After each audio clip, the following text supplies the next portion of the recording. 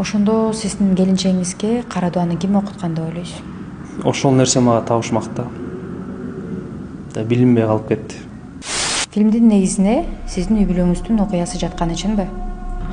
Негизи үй бүлөмдөн алынып тартылды десем да болот. Билишибизче, келинчегиңиз 4 жыл мурун каза болгон. Эмне себептен бул окуяны азыр ачыктап жатасыз? 4 жыл арасында мага кайрылгандар көп да. 10-15 адам кайрылды десем болот.